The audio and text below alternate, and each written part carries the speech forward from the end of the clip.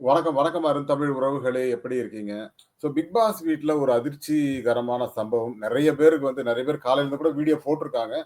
அதுல சில விஷயங்கள் தெளிவாக சொல்லப்படவில்லை அப்படிங்கிறத தான் நான் இங்க சொல்லப் போறேன். கிட்டத்தட்ட 1 1/2 மணி நேரம் லைவ்வ கட் பண்ணியிருக்காங்க. இன்று இரவு 10:30 மணிக்கு மேல. லைவ்வ கட் பண்ணிட்டு அத அட்டாச் பண்ணியிருக்காங்க அப்படிங்கிற மாரி செய்தி. அதற்கு காரணம் நந்தினி அவர்கள் எடுத்த விபரீத முடிவு. அதனால தான் அவங்க நந்தினி வாக்ட் அவுட்ன்னு நம்ம மெசேஜ் போட்டிருந்தோம். அப்ப நமக்கு முழு செய்திகள் அவ்வளவா தெரியாது. சில தகவல்கள் அடிப்படையில தான் இந்த விஷயங்கள பேசுறோம். நந்தினி எடுத்த மிக விபரீதமான முடிவின் காரணமாக பிக் பாஸ் தடைப்பட்டு விட்டது ஓரிரு மணி நேரங்கள் அப்படிங்கிறது தான். அதுல வந்து அதுக்கப்புறம் பிக் பாஸ் அவங்கள கூப்பிட்டு காட்டுனத மட்டும் தான் நமக்கு லைவ்ல காட்டுவாங்கன்னு நெனைக்கிறேன் இன்னைக்கு. இன்னைக்கு காட்டுவாங்களா? இல்ல நாளைக்கு வருமான்னு தெரியாது.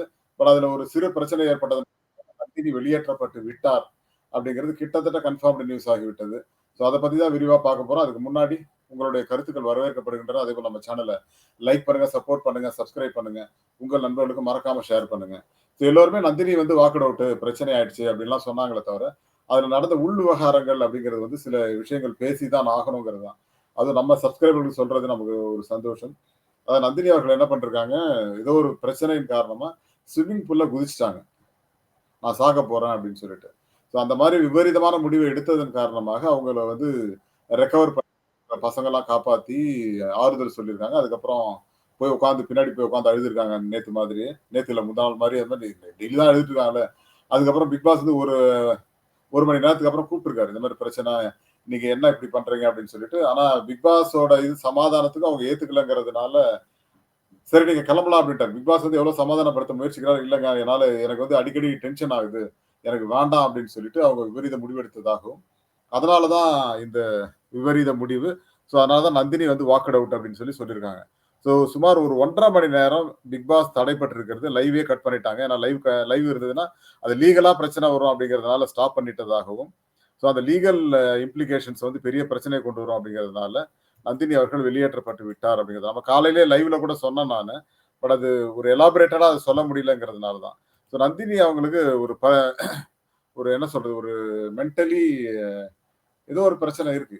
அது அது அது எப்படி இவங்கள செலக்ட் பண்ணாங்க அப்படிங்கிறதே தெரியல. நம்ம எல்லாம் எதிர்பார்த்த அளவுக்கு இந்த 7 பேர்ல யாரோ ஒருத்தர் வெளியில போறாங்க அப்படின்னு நெனைச்சோம்.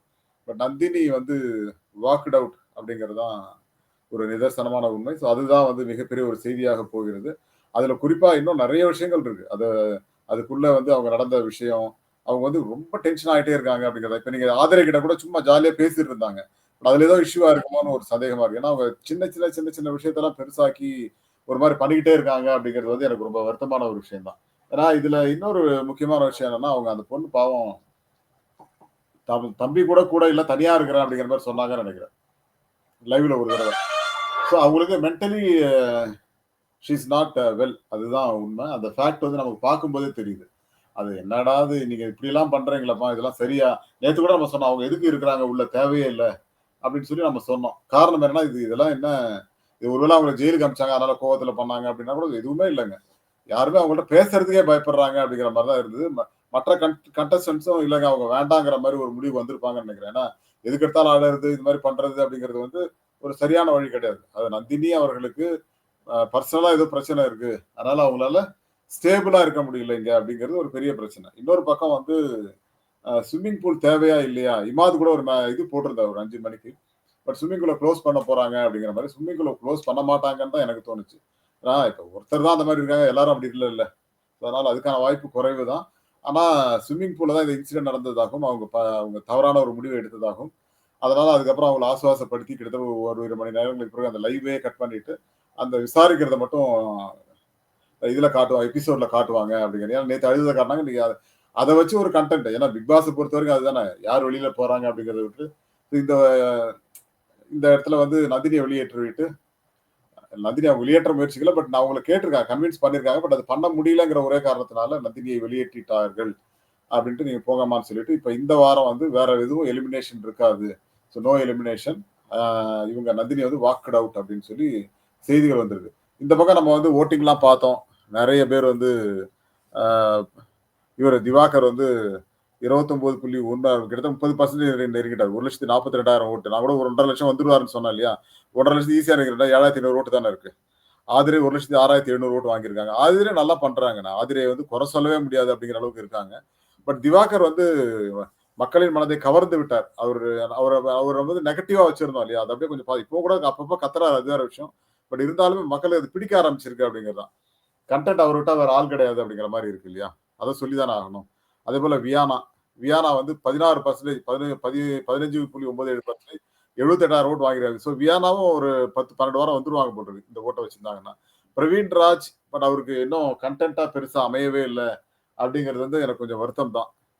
ஆனா அப்சராவும் பெருசா சாதிக்கவே இல்ல அப்படிங்கிறது வந்து எனக்கு கொஞ்சம் அவங்க 42,350 ஓட்டு வாங்கியிருக்காங்க. 6வது இடத்துல கலையரசன் 39,133.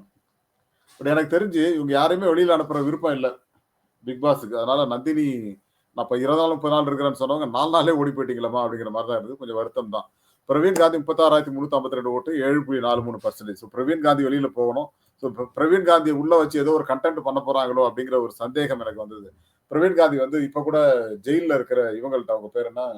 வியானா கிட்ட "நீ சூப்பரா இருக்கம்மா உள்ள இந்த அந்த ஜெயில் ட்ரெஸ்ல" அப்படிங்கிறாரு.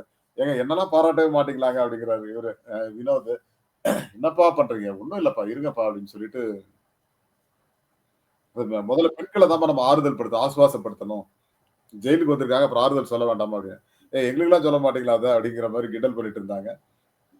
அப்புறம் கம்ருதீன் வெர்சஸ் சபரி ஒரு சின்ன ஃபைட் போச்சு. என்ன காரணம் அப்படின்னா, "நான் இங்க படத்துக்கு போறேன்டா" அப்படின்னாரு. ஜெயிலுக்கு பக்கத்துல. ஜெயில்ல பாதுகாப்பா நான் தண்ணி வரதையும் பார்த்துக்கிறேன் அப்படின்னாரு. ஆக்சுவலா ஒரு டாஸ்க் அப்படின்னா தர்ஸ்டேயோட முடிஞ்சிரும். வெள்ளிக்கிழமை ஆகி இன்னும் அந்த தண்ணி டாஸ்க் அப்படின்னு சொல்லிட்டு இருக்காங்க. என்னதாய்யா நடக்குது இங்க? அப்படிங்கிற மாரி தான் போயிட்டு இருந்தது. அந்த டாஸ்க்க முடிக்கலடா, இல்ல இந்த 15 வாரமும் இந்த டாஸ்க் தானா? இல்ல இப்படியே வச்சு ஓட்டிற போறீங்களா? அப்படிங்கிறது தெரியல. பட் என்னப்பா பண்றீங்க நீங்க? அப்படிங்கிற மாரி தான் இருந்துச்சு.